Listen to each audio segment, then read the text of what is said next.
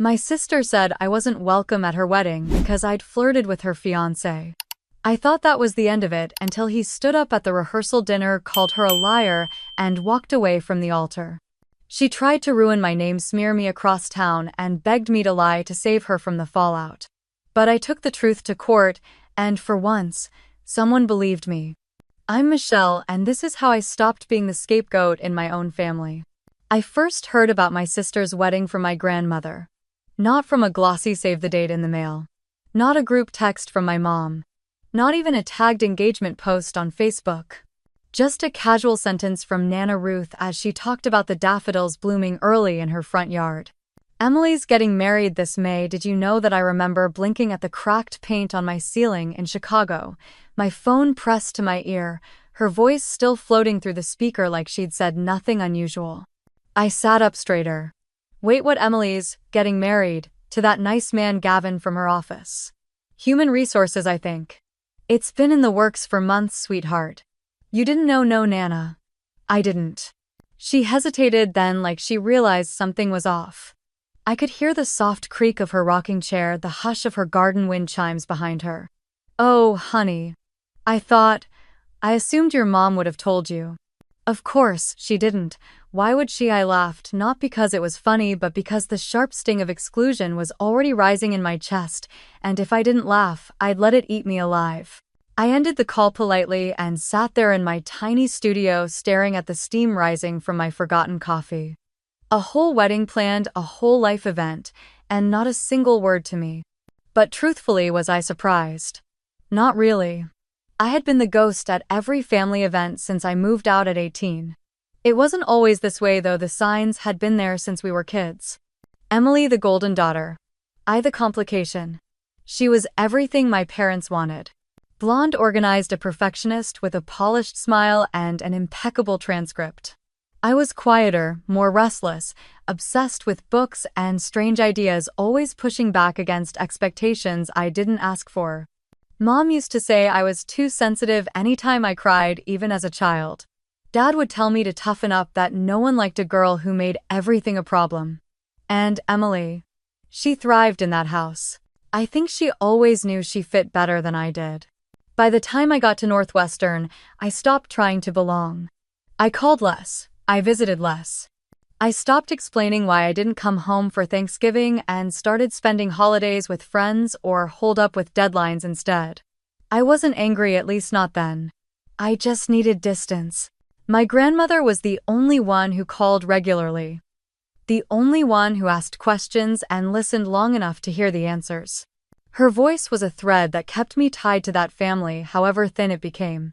Still, I think I clung to some faint hope that one day things might thaw. That one day something would shift. So when Nana said the word wedding, it stung.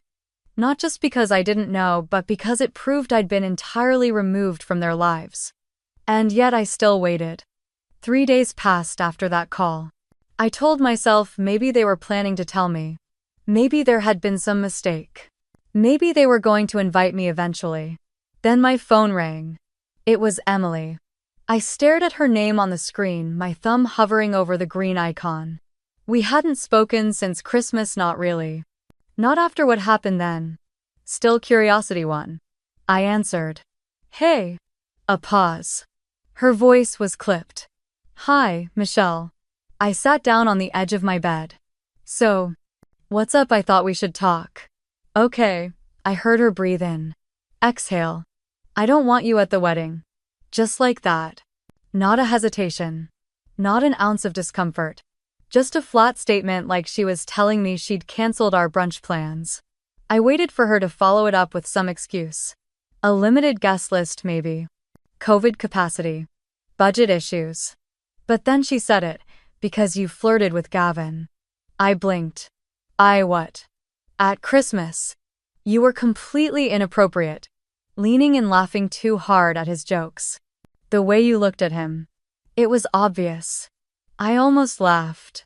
Was she serious, Emily? I talked to him like a normal person. We had a 10-minute conversation about travel and work. That's not flirting. You can play dumb if you want, but I saw it. Mom saw it. Others noticed too. I gripped the phone tighter. Who are these others, Emily? No one said a word to me. Gavin certainly didn't act like anything was wrong. Of course he didn't. That's how men are. I stared out the window watching a couple walk their dog along the street below. The ache in my chest deepened, but it wasn't just hurt now. It was anger. You know what I said quietly. If this is how you really see me, maybe it's better I'm not there. There was a beat of silence. Fine, she said. I hung up. Just like that, I was erased. Not forgotten, not overlooked, but actively intentionally erased from one of the most important days in my sister's life. And the worst part, it didn't even shock me. Because deep down, I think I always knew that in their world I was disposable. This only confirmed it. I closed my laptop, poured my cold coffee down the sink, and sat in the quiet for a long time. I didn't sleep that night. I lay in bed staring at the ceiling, going over every detail of the last time I saw Gavin. The only time, really. Christmas at my parents' house in Columbus. It was cold that week, colder than usual, and the roads were slick with ice. I had almost said no when Nana Ruth asked me to come home for the holiday. I hadn't been back in over a year, and the thought of sitting through small talk and judgment over ham and mashed potatoes made my chest tighten. But she asked softly, like she missed me more than she was letting on, and I couldn't tell her no. The house hadn't changed. The same wreath on the door, same stiff plastic place settings shaped like snowflakes. Same lukewarm welcome from my mom, who gave me a side hug before returning to her green bean casserole. My dad barely looked up from the sports recap on television.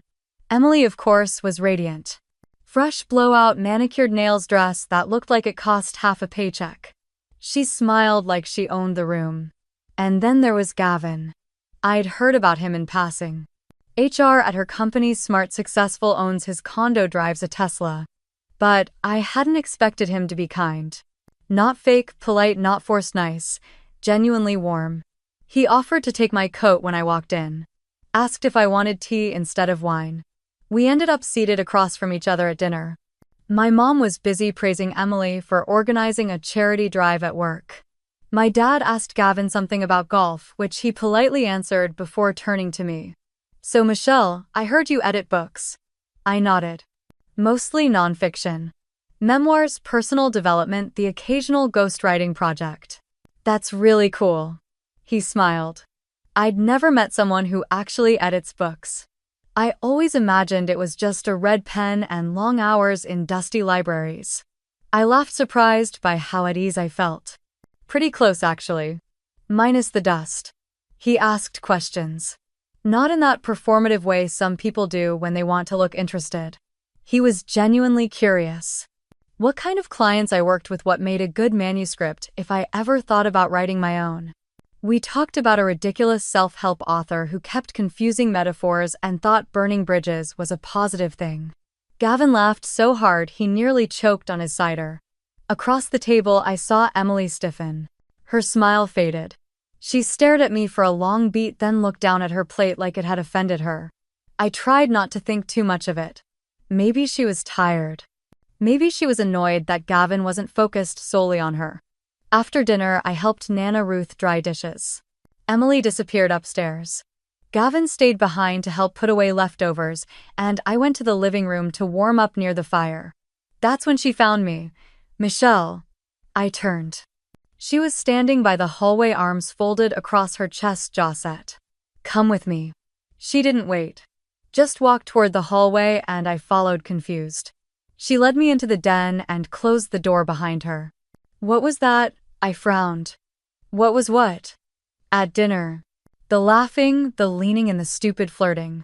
I blinked. Emily, I was just talking to him. You think I didn't see the way you tilted your head, the way you batted your lashes? You always act innocent, but you love attention. Especially mine. That's not true. She stepped closer. You always hated that I had more friends, more praise, more of everything.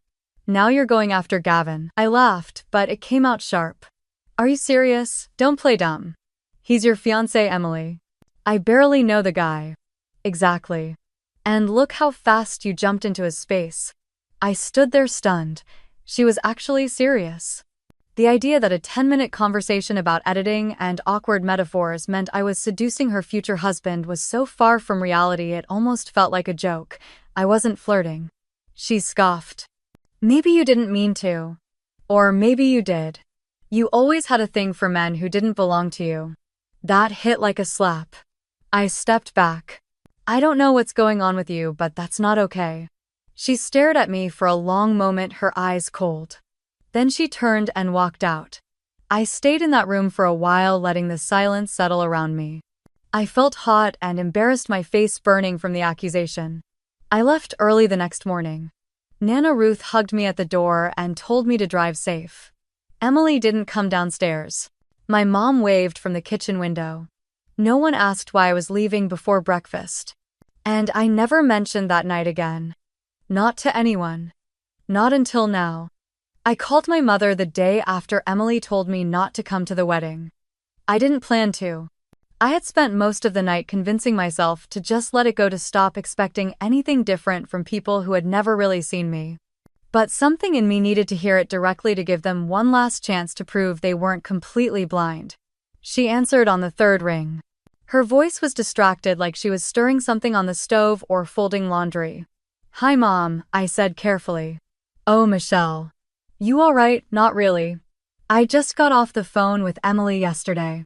She made a soft hum, non-committal. "She said I'm not invited to her wedding." "Well, that's between you and your sister."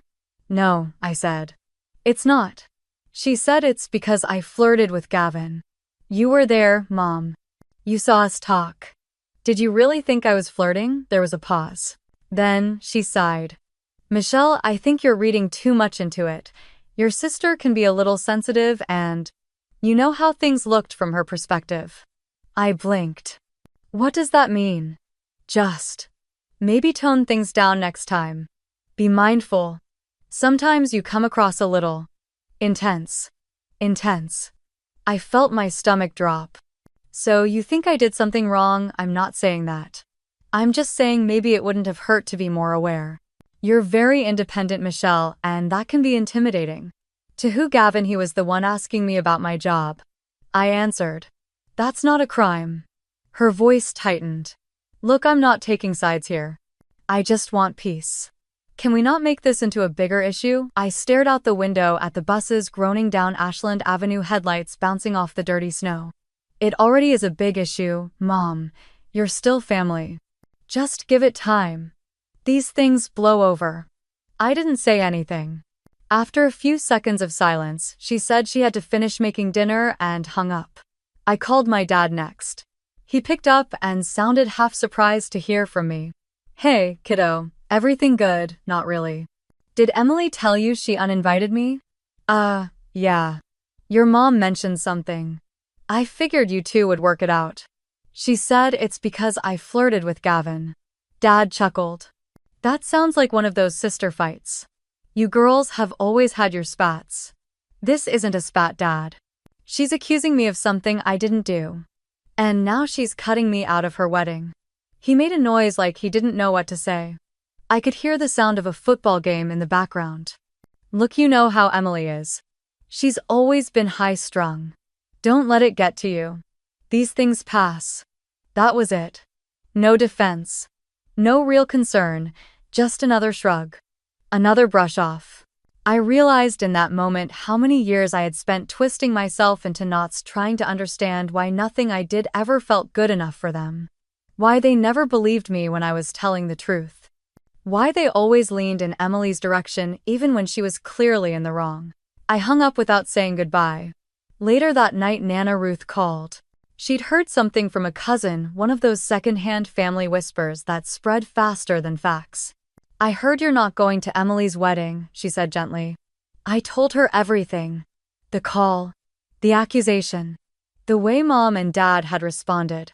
I didn't cry, but my voice cracked more than once. There was a long pause on her end before she spoke again. "Sweetheart, I need you to hear me clearly. You didn't do anything wrong. Your sisters always had a way of turning things around. And your parents, well, they've never quite known what to do with someone like you." "What do you mean, someone like me?" "Someone who sees through the game. Who doesn't play along." You've always asked the wrong questions and felt too much. That scared them. So they ignored it. I leaned back in my chair, clutching the phone tighter. I just wanted to be part of the family. I know. But you were never allowed to be unless you fit the version of you they wanted. She took a breath. They let Emily bulldoze everyone. They always have. You've spent your life trying not to cause waves, and now that you finally stood still, they're blaming you for the storm. I didn't speak. I couldn't. You did the right thing walking away, Michelle. I hope you know that. I sat in the silence with her words. They rang louder than anything else I had heard in years. That night, I didn't try to call anyone else. I didn't check social media, didn't open my inbox. I sat on the floor beside my window with a blanket around my shoulders and let the city move on without me. For the first time, I stopped trying to explain myself. And in that quiet, something sharp inside me started to dissolve. ChatGPT darnai. A few days later, one of my regular clients emailed me to cancel an upcoming project. No explanation, just a polite thank you and a note that they were going in a different direction. It stung, but I tried not to overthink it. Freelancing is unstable. Clients come and go. But then it happened again and again. In less than 2 weeks, 3 different clients either postponed or canceled our contracts entirely. Some of them had worked with me for over a year. One of them had just given me a glowing testimonial the month before. It didn't feel random anymore. I tried to convince myself it was just a bad streak. A coincidence. Maybe people were tightening budgets, reprioritizing. But the timing was too perfect. Right after Emily's accusation, right after I got officially erased from the family wedding. I didn't want to believe she'd stoop that low. But then I remembered Christmas. The venom in her voice. The way she looked at me like I was an infection that needed to be cut out. Still, I needed something concrete. I decided to reach out to Trina, a former hiring manager at a publishing startup I'd freelanced for the year before. She and I had stayed in touch occasionally. She was friendly, smart, and had always respected my work. I sent her a casual message checking in saying I noticed her company had paused our upcoming project and asking if there had been any concerns about my performance. She called me the next morning. Hey Michelle, thanks for reaching out. I was actually meaning to talk to you about that. Her voice was warm, but I could hear something else underneath. Hesitation. There've just been some conversations going around. Nothing official. But someone in our extended network mentioned you. It made a few folks here second-guess continuing the project. My stomach dropped. What kind of conversations? She paused. It's not my place to repeat gossip. But it was about professional boundaries.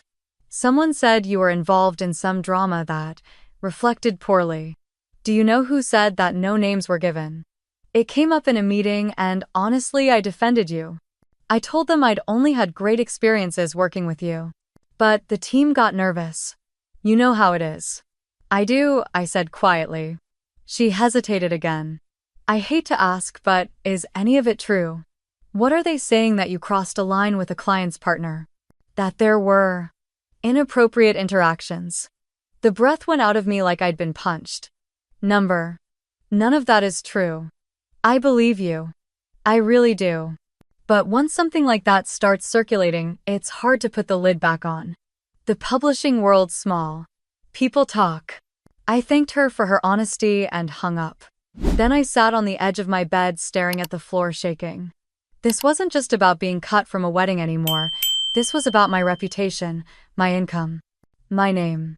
And it was spreading. The realization settled slowly. Emily hadn't just accused me within the family. She had taken her version of the story and planted it where it would hurt me most. In the professional spaces I'd worked years to build. In a city where everyone's connected by 1 or 2 degrees. I opened my laptop and started combing through my inbox. One client had sent a vague message about concerns from their board. Another had simply ghosted after receiving my last round of edits. I archived every message, flagged every suspicious thread, started saving PDFs of every email.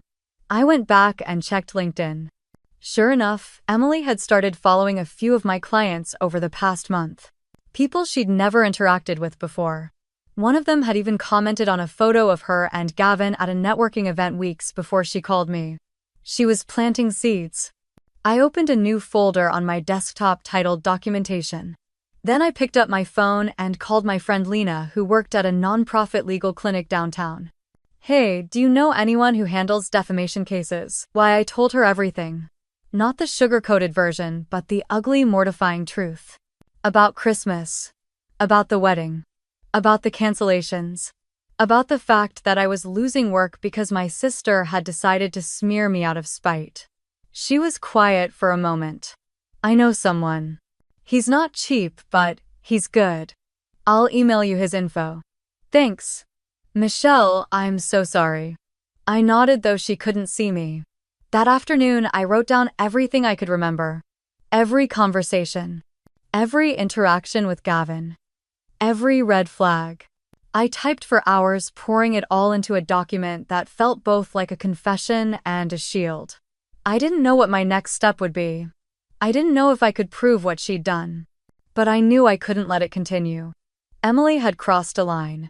And for the first time, I was ready to stop being quiet. That Thursday night started like any other. I just sent off a batch of edits to a client in Seattle and was halfway through heating up leftover pasta when my phone buzzed on the counter. Dad. I stared at the screen confused. Frank Whitman was not a spontaneous man. He didn't call for no reason, and he certainly didn't call me. I let it go to voicemail, then it rang again. And again. By the fourth call, I picked up. Dad. His voice sounded off. Rushed. Edgy.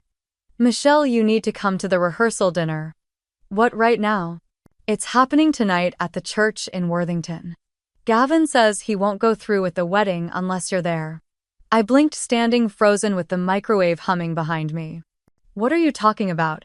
He says he refuses to marry Emily unless you're present. He just stormed out of the rehearsal. People are staring. Your mother's trying to hold it together. It's a mess. I stepped away from the microwave, heart pounding. Did he say why? Something about how you were treated. Look, I don't have time to explain.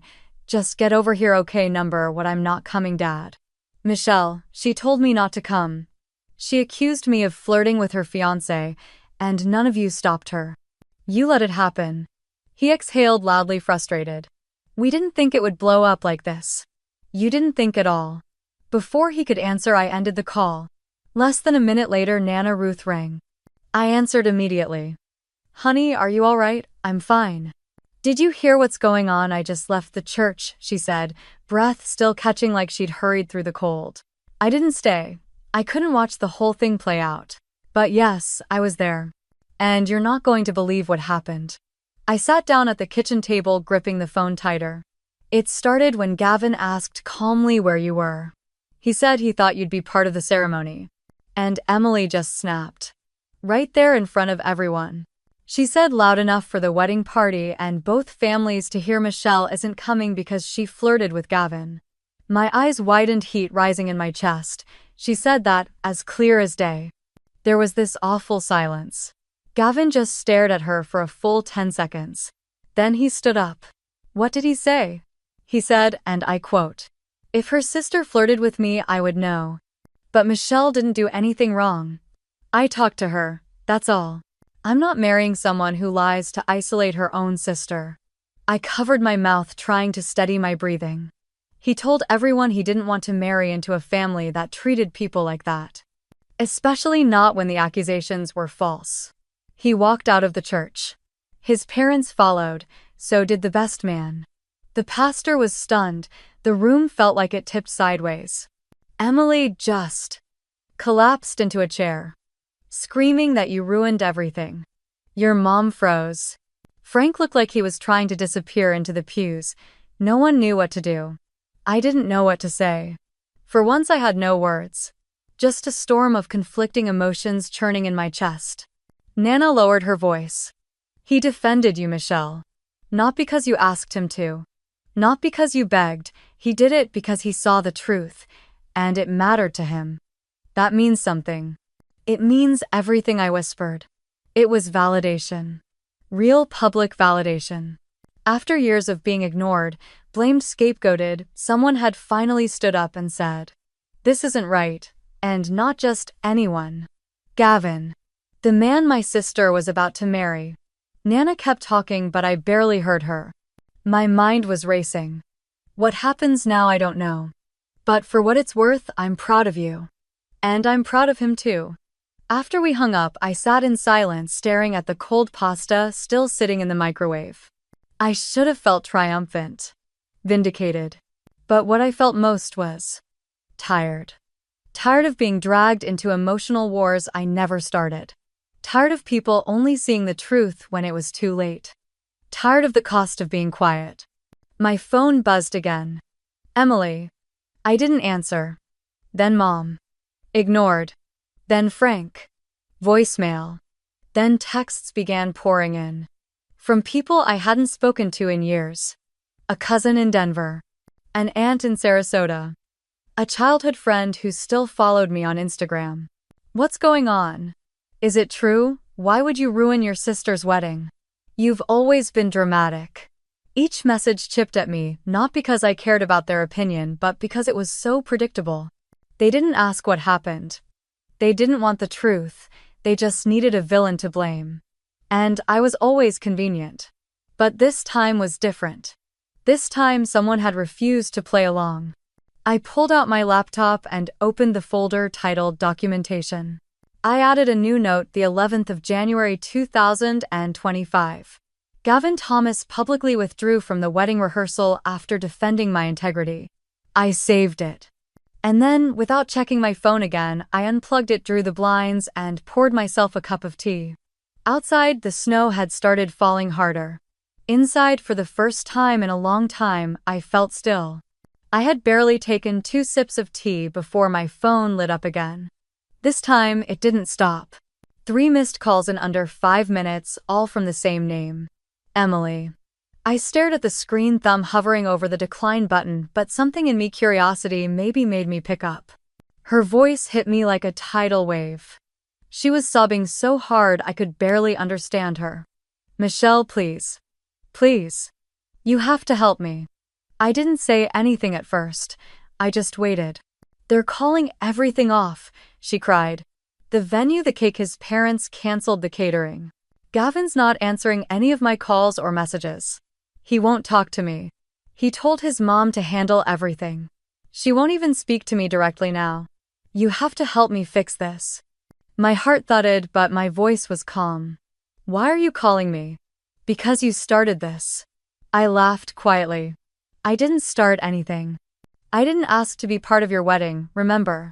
Just listen, she snapped, then immediately softened. Please. All you have to do is tell Gavin you had a little crush on him. Nothing serious. Just enough to explain why I was upset. If he hears that, maybe he'll understand. Maybe he'll forgive me.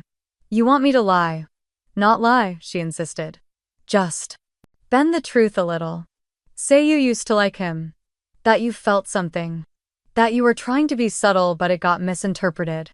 I sat in silence for a long moment. You realize how insane that sounds, right? I'm not asking for much, she whispered. Just one sentence. Just say you had a thing for him. Just once. I leaned back into the couch, phone pressed to my cheek. Let me get this straight. You told everyone I flirted with your fiancé. You accused me, humiliated me, spread rumors. And now that it's all fallen apart, you want me to rewrite history to save your relationship. It wasn't like that. It was exactly like that. You don't get it, Michelle. I'm going to lose everything. Gavin's family is well connected. His mom has friends on the board at my firm. His father's company co-sponsored my last work project. They're powerful people. If they turn on me, that's not my responsibility. She let out a shaky breath. You think you're so righteous. You think you've won something. But you haven't. You've destroyed me. I raised my voice just enough to be heard. I didn't destroy you, Emily. You did that all on your own. I had one conversation with Gavin at Christmas. One. And you took that and turned it into a public execution. And now you want me to lie to fix what you broke. You could have him, she hissed. If you wanted to, maybe that's what this is about. I closed my eyes, exhaled slowly. Emily, this isn't about Gavin. It never was. It's about control. It always has been with you. She was quiet. Then in a voice raw with desperation. I am begging you. I have never begged you for anything. That's not true. You've always begged for attention, for control, for validation. But this is different. This is the first time you're begging because you know you're losing. I heard her breath catch. Then, like a switch flipped, her tone shifted. I gave you every chance to stay out of this, she snapped. But you made yourself the center. You let him ruin me. You let him walk away. I didn't make Gavin do anything. He made his own decision based on how you treated me. That should tell you everything. You don't get it. I will lose my job, my reputation, my future. I wanted to feel pity. Some small ache of sympathy. But all I felt was tired. Welcome to my world. She grew quiet. So quiet I thought she'd hung up. But then she said low and cold, if you don't fix this, I swear I will never forgive you. I almost laughed. You were never planning to forgive me, Emily. Not really.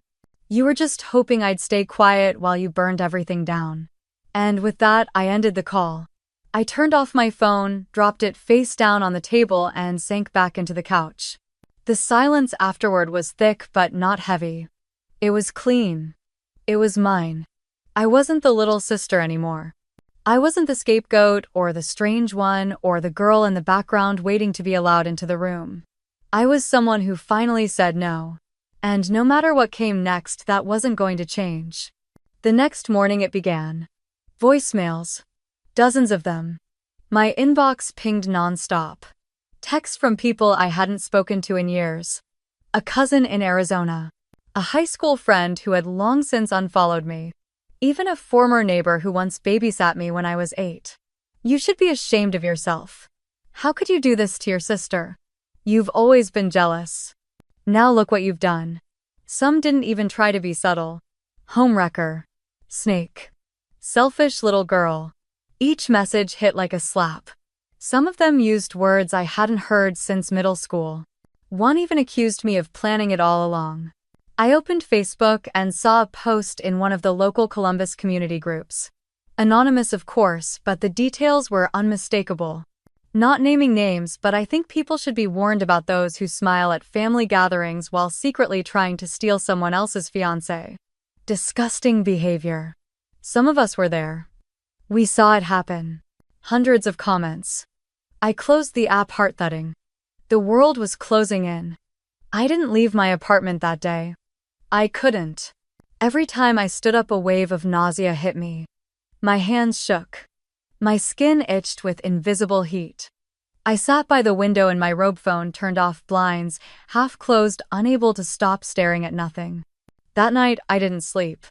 By the second day, the pressure in my chest had become unbearable. I didn't want to call Nana Ruth again. I didn't want to cry in her ear. But when I finally picked up the phone, I didn't even have to explain. Sweetheart, pack a small bag. I'm picking you up in the morning. Where are we going? Anywhere that isn't here.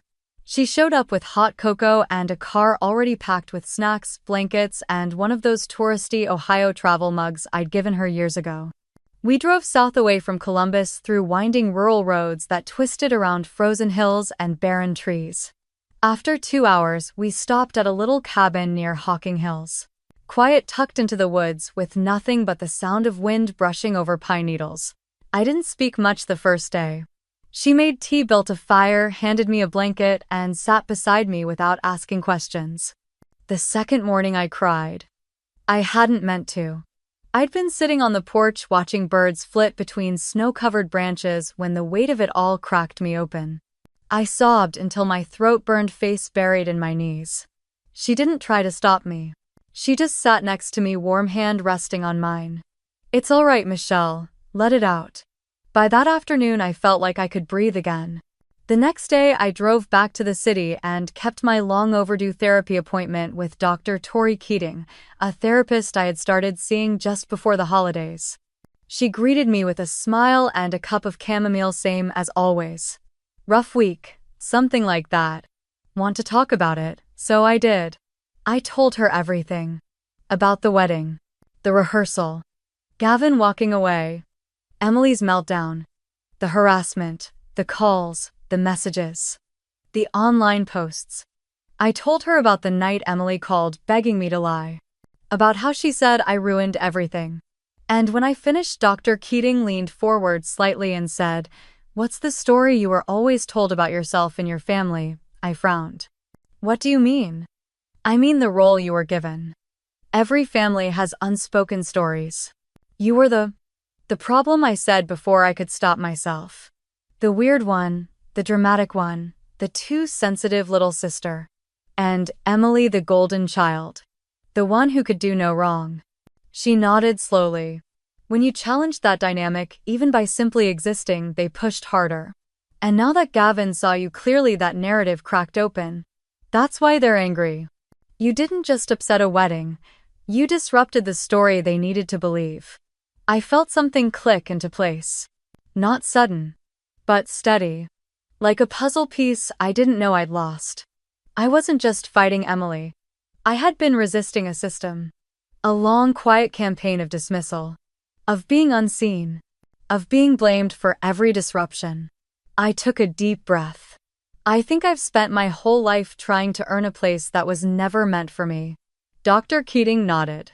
What would it feel like to stop trying? It would feel like this, I whispered.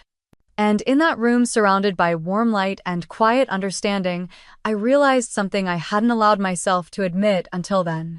My family hadn't just hurt me. They had defined me.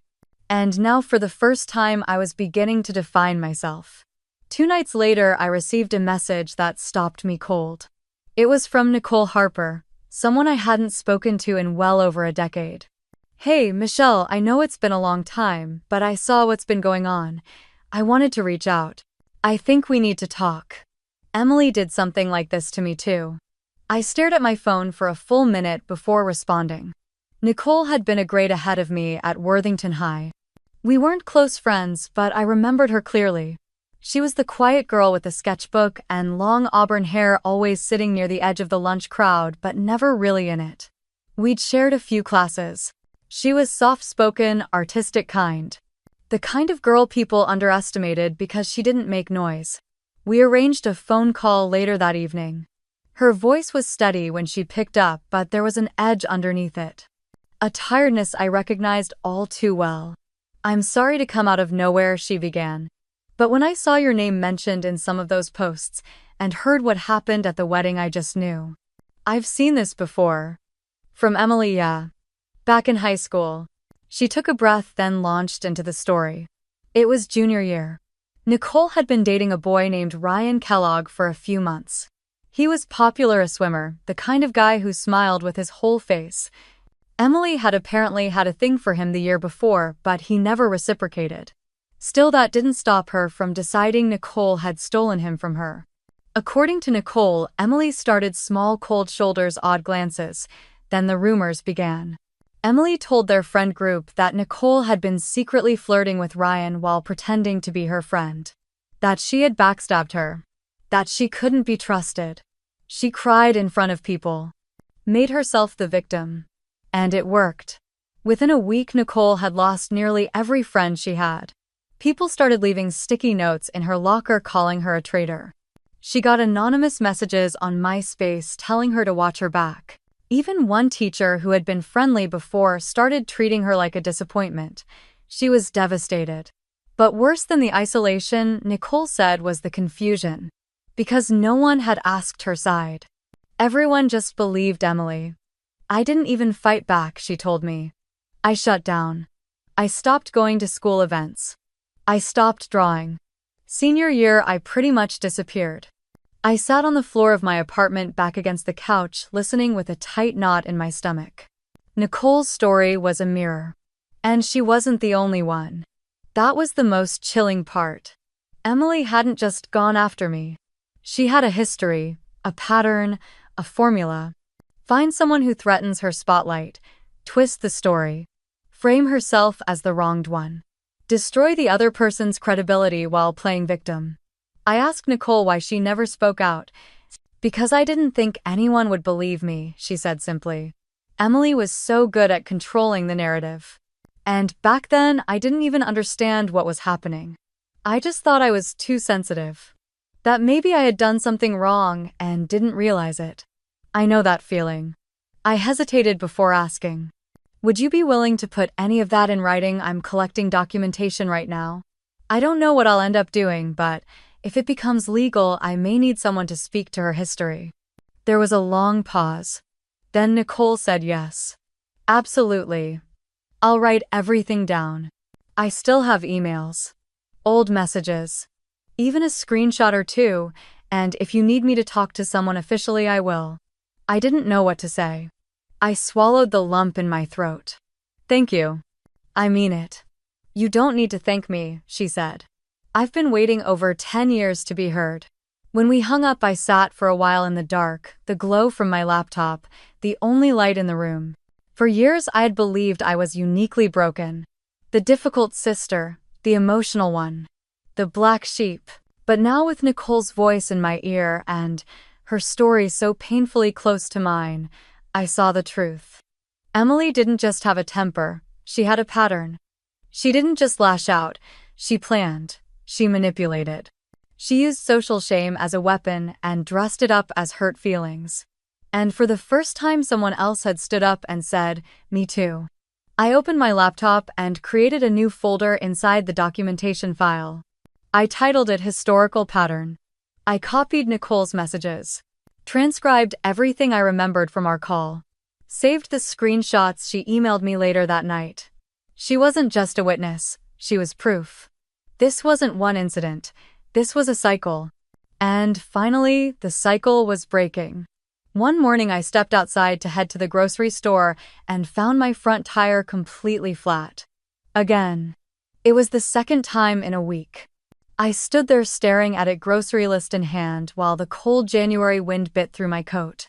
My building's parking lot wasn't large, just 6 assigned spaces behind the complex, quiet, enclosed by a low wooden fence. I always parked in the same spot, backed into the corner where the camera from the alley didn't quite reach. At first, I thought maybe I'd run over something sharp. But 2 days later, it was the rear tire. Same side. Same clean puncture near the valve. No debris around. No nails. Just air gone and rubber collapsing under weight. I called roadside assistance again, biting the inside of my cheek while the guy inspected it. "Clean slice," he said, "real straight, like a box cutter or a utility blade. Someone did this deliberately." I didn't respond. The next night, I came home to find my mailbox covered in brown spray paint. The letters were crooked, rushed. It looked like someone had tried to write liar but only got to LIA before running out of space. I stood in front of it, clutching my keys frozen. The paint still dripped. The following evening, there was something smeared on my front door. At first, I thought it was mud. Then the smell hit me. Rotting food, maybe eggs, and something else. My stomach churned. I called building maintenance to help clean it off, but no one else in the complex reported damage. Just me. Then came the graffiti on the alley wall. Someone had spray painted a vulgar image with my name underneath it. Not my full name, just Michelle W. Equals homewrecker in large red letters, barely visible from the back kitchen window. That night, I barely slept. The next morning, I drove straight to the Columbus police station and filed a formal report. The officer was polite but unimpressed. He jotted down the details, nodded occasionally, and asked if I had any witnesses or security footage. I didn't. There were no cameras on the street, and my building's backlot had one old motion light that flickered more than it worked. He gave me a case number and told me to keep documenting anything else that happened, so I did. And then I decided to stop waiting. That afternoon, I bought a full security camera kit. Motion-activated night vision, cloud synced. I spent the whole weekend installing them, one above the back door, one over the parking area, one facing the front step, and a final wide-angle camera mounted just inside the window that faced the alley. I didn't care if it looked paranoid. Because I wasn't paranoid, I was being hunted. And if no one else believed me, I'd collect the evidence myself. 3 days later, I got what I needed. It was a Tuesday night. Quiet, cold. I had gone to bed early after finishing a late round of editing work. Around 2:14 a.m., my phone buzzed with a notification. Motion detected backdoor camera. I opened the app groggily, expecting maybe a raccoon or a delivery guy making rounds. But then I saw the figure. Hunched, hooded, all black clothing, moving cautiously along the edge of the building. The woman stepped into the frame fully as she crept up to the back entrance. She tried the handle once, twice, then looked around. She knelt briefly, checking under the doormat. And then for just 1 second she turned toward the camera, probably drawn by the tiny blinking red light she hadn't expected. That was when her face came into view. Emily. Even in low light there was no mistaking her. Same sharp cheekbones. Same pale skin. Same dark circles under her eyes. I sat upright in bed, heart pounding, stomach hollow. She tried the door again, then stood there for a few seconds longer before turning and disappearing into the alley. I rewound the footage. Captured stills. Backed everything up in 3 places. I took photos of her frame, her shoes, the reflective strip on her left sleeve, the same one I'd seen on her hoodie the day she moved out of her apartment last year. Then I called Carter Bennett. He had been recommended to me by an old client, civil attorney, former prosecutor, serious but compassionate. He picked up on the second ring. "Miss Whitman, good evening." "Hi. I think I'm ready to go forward." I spent the next 10 minutes walking him through everything. The vandalism, the tire slashing, the graffiti, the threats, the failed break-in. I emailed him all the files, video, photos, written reports, timeline logs. Even Nicole's written statement, which I had notarized the week before. There was a long pause after he reviewed the footage. This is serious. Attempted unlawful entry is a criminal matter. The property damage, if connected, strengthens the pattern of harassment. Combined with your prior documentation and corroborating witness, I believe we can pursue both a restraining order and civil action. Will she be arrested? That depends on the DA. But at the very least, this evidence will force a response. We'll start with a cease and desist and a formal notice. If she continues contact or approaches your property again, we'll escalate. Do you think she'll stop? That's not the question, Miss Whitman. The question is, are you ready if she doesn't? I looked at the screen. The paused image of Emily frozen in grainy black and white, eyes wide with panic. "Yes," I said. "I'm ready now." Carter moved quickly.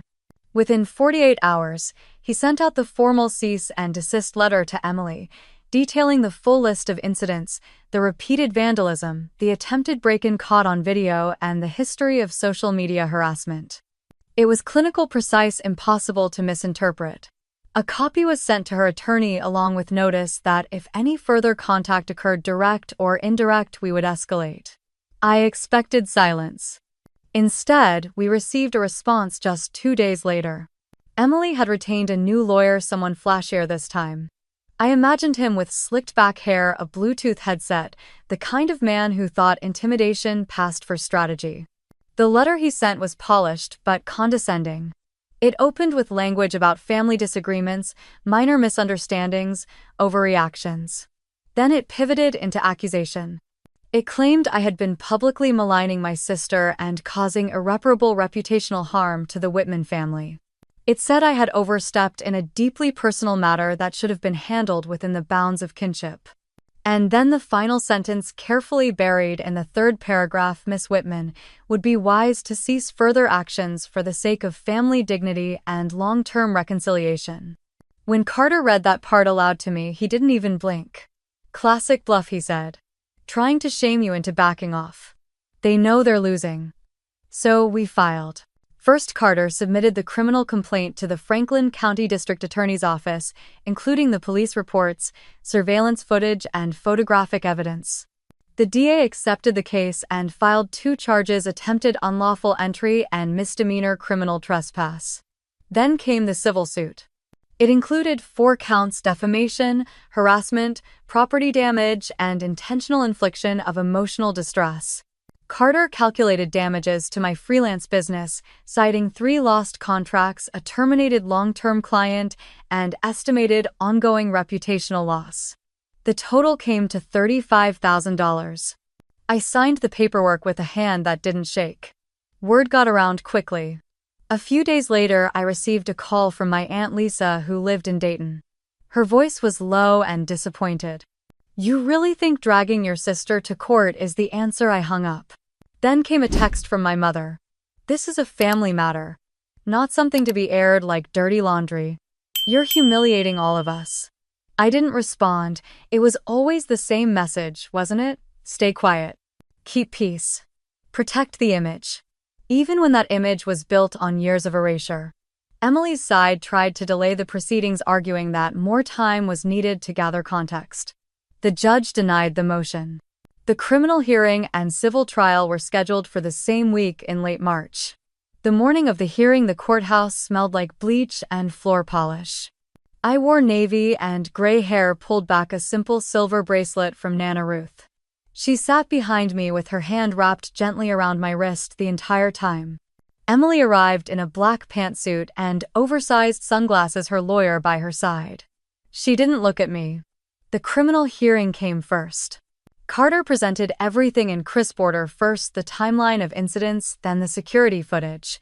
He showed still images where Emily's face was clearly visible during the attempted entry. He read the police reports. He summarized the graffiti, the tire slashing, the mail tampering. Nicole's notarized affidavit was entered into the record. Emily's attorney tried to pivot. He claimed emotional stress. He cited her canceled wedding, her mental health, the instability of family breakdown. He implied without saying that I was being vindictive, possibly exaggerating the harm. The judge was not impressed. Verdict: guilty on both counts. Sentence: 1 year suspended. Sentence: 100 hours of community service, restitution for property damage, and mandatory behavioral therapy.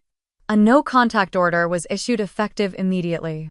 I should have felt victorious. But all I felt was tired. The civil trial was faster. Carter laid out the business losses, the defamation, the harassment, and the emotional toll.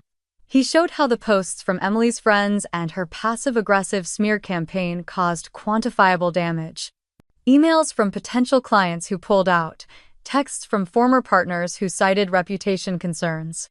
Emily's team offered a settlement, $10,000, and a mutual silence agreement. Carter declined on my behalf. In the end, the judge awarded me full damages. $35,000 due within 60 days. When it was over, I stepped outside into the parking lot and leaned against the rail. That was when my mother approached. She wore her Sunday coat, the one she always said made her look respectable enough for church and courtrooms. Her expression was tight lips, thin brows drawn in with worry lines she'd never acknowledge. "Michelle," she said softly, "I don't know how you could do this. She's your sister." I didn't speak. She continued, "You know how girls can be. Drama, emotions. These things pass. You didn't have to humiliate her like this. We raised you better than this." Something in me snapped quietly, like a thread I hadn't realized was still holding weight. I looked her in the eye. "You didn't raise me to protect abusers. You raised me to stay quiet, to make peace, to disappear when things got hard. But that ends now." Her face crumpled for a moment, as if I had slapped her. I walked past her without looking back. Justice didn't make me feel whole. But it made me feel real. Visible. Accounted for. And for the first time in my life, that was enough. 3 weeks after the court ruling, I moved out of Chicago. I packed my things in silence with the help of 2 professional movers and the steady rhythm of a playlist I'd curated for that moment. It was called Starting Over. Not subtle, but honest. The apartment I left behind still held shadows. Graffiti had been scrubbed from the mailbox. The tires on my car were new. But the air in that place never felt safe again. My new apartment was in Milwaukee, just north of downtown. It was a mid-rise building with a secure lobby, on-site security, and a concierge desk staffed around the clock. It was walking distance to Lake Michigan and sat across from a bookstore that served lattes with cinnamon foam and homemade almond scones. The first night there, I slept with my windows open and didn't wake once. I started small. I bought a new phone number. I scrubbed my social media presence clean and created private profiles under a shortened version of my name. I kept my email but updated my business website with a contact form that filtered out anything suspicious. Then I did the hardest part. I wrote a letter to my former clients. Each one got a personal email. I didn't go into detail.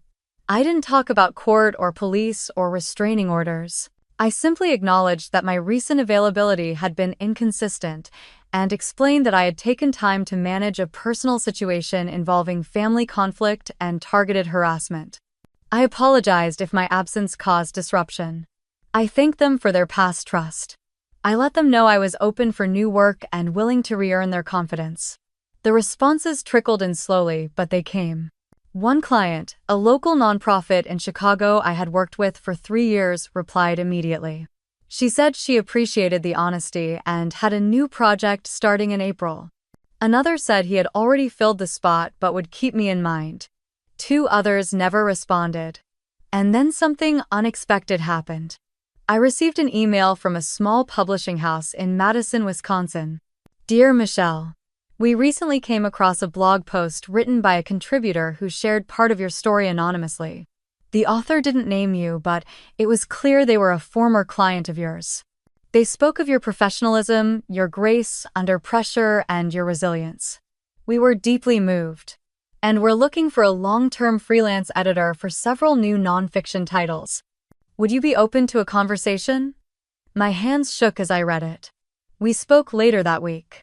The publisher, a woman named Elena, said their team had reviewed my portfolio and wanted to offer a part-time remote contract for at least 6 months. It came with a steady paycheck and the flexibility to work from anywhere. I accepted. One afternoon, I went for a walk by the lake. The wind whipped off the water cold and clean, and I thought about how much had changed in just 4 months. From being gaslit in my own family to sitting on a bench watching seagulls argue over breadcrumbs with nothing in my chest but calm. I hadn't heard from Emily since the verdict. But I did hear about Gavin. Apparently, he had moved out of Ohio entirely. A friend of Nana Ruth said he was back in Oregon working in real estate again. He hadn't responded to any of Emily's calls or messages. Rumor had it he even blocked my parents. When I heard that, I felt something between justice and sadness. He didn't owe them anything. Still, I hoped he was healing in his own way. My mother tried to call, twice. I watched both calls go to voicemail.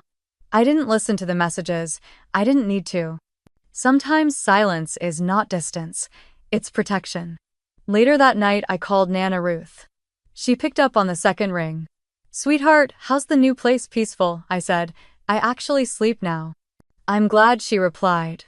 "You sound lighter." I was pacing the kitchen barefoot, a glass of lemon water in my hand. The air smelled like eucalyptus from the diffuser in the corner. I paused by the window and looked out. For the first time in years, I said, "I don't feel like I'm waiting for someone to tear me down." There was a soft silence on the other end. "You know," Michelle, Ruth said gently, "people often talk about forgiveness like it's a door you walk through for someone else. But sometimes it's just closing the one behind you and locking it tight." I smiled.